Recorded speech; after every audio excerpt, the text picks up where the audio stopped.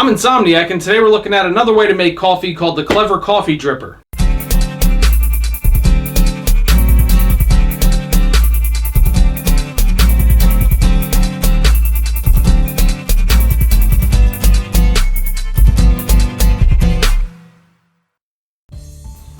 First of all, I'd like to give a big shout out to Caleb. Thank you for sending this in. That's always appreciated. Any type of coffee contraptions or things that you'd like to see reviewed on this channel, as well as just coffee, email me at shouldidrinkthis@gmail.com. Let me know what you have, and I'll let you know where to send it. So at first glance, I'm sure that this whole put the thing on the mug design looks kind of familiar to a method that you're probably already familiar with called the pour over. And as it turns out, there obviously are some similarities between this and the pour over method, but this is actually an improvement over the pour over method because it brings in the magic S word that I always talk about when I'm preaching coffee. That's saturation. There's a reason why French press and AeroPress are more or less the acceptable standards for making your general cup of coffee over something like a drip maker, and that's because of saturation. Simply put, to extract the maximum amount of oils from freshly ground coffee beans, aka the most amount of flavor you can get from those freshly ground coffee beans, you don't just want to pass water through the ground coffee,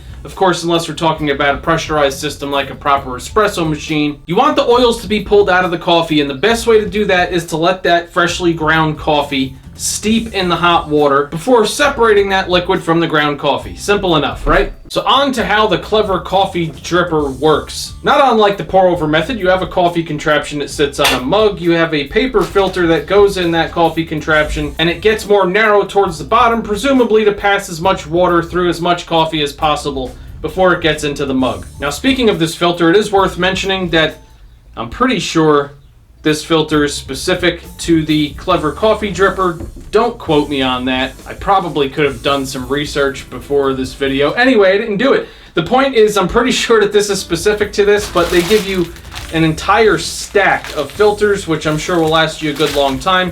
And then I'm sure you could order them easily enough on the internet, so no big deal. Now, I'm not thrilled about a paper filter, but I'm not going to fill up 10 minutes of time in this video talking about that. If you want to know what my gripe is with the paper filter, watch the video that I made on this channel called 3 Tips for Better Drip Coffee. I believe that's what I called that video. Anyway, enough of that for now. So you set the paper filter in the contraption, and then you rinse it with hot water. Hold on a minute. Which of course I did ahead of time. Then you add medium to coarse ground coffee to the filter, so somewhere between like AeroPress size and French press size. The directions on the box tell you to use 20 grams of coffee for 300 milliliters of hot water.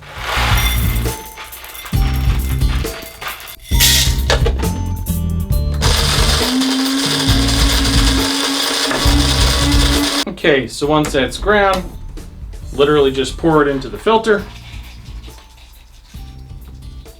And now this is where the saturation part happens. You'll notice that I have not been doing this on the mug the whole time. That's because on the bottom of the Clever Coffee Dripper there is a pressure switch, which once you put it on the mug, it pushes that switch up and then it allows the liquid to flow out. Now what you do is you pour 300 milliliters-ish of what they say slightly less than boiling hot water into the Clever Coffee Dripper. So we'll just go with 195 degrees like I use for French press generally.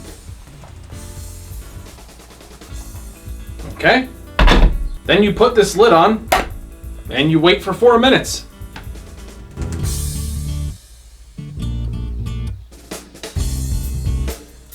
So now the coffee has had time to steep, so you take the Clever Coffee Dripper by the handle and you put it on the mug. That pushes on the switch, the coffee runs into the mug.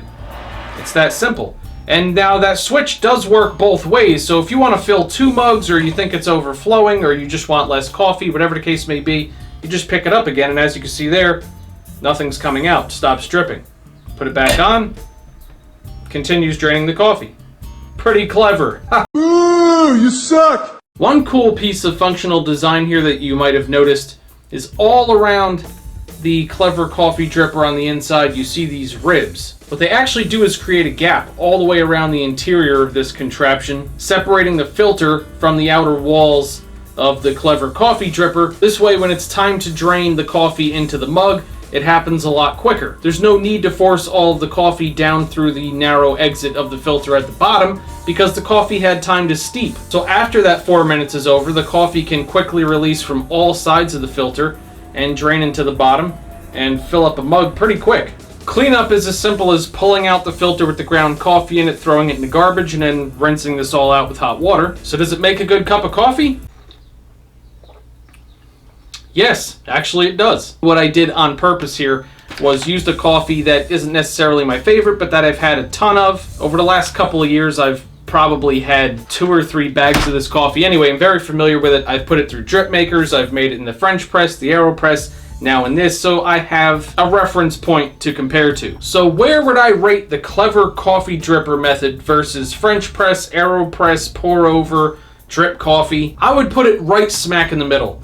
French press doesn't use any kind of paper filter, and you have the steeping and saturation going on. You're going to get a little bit bolder, richer, smoother cup of coffee out of that, in my opinion. AeroPress does use a little paper filter, but the coffee has time to steep, and it uses pressure when extracting the coffee. So to me, the flavor of AeroPress coffee that I've had has a little bit of an edge over this as well. But in my moderately experienced opinion, this does make a slightly better cup of coffee than a drip maker or the pour over method, so it's a pretty solid piece in my opinion. It's smart, easy to use, easy to clean, and if you're a real coffee nerd like a lot of the people probably watching this channel, it's just cool because it's another borderline unnecessary but cheap coffee contraption to have around and whip out when that 50-year-old family member who thinks Dunkin' Donuts is the greatest coffee in the world comes over and you want to wow him or her with your, oh my god, I'm a coffee snob skills, and actually make them a decent cup of coffee too. And there's really no way to screw it up. It's pretty straightforward, which is also pretty cool. So there you go, the clever coffee dripper.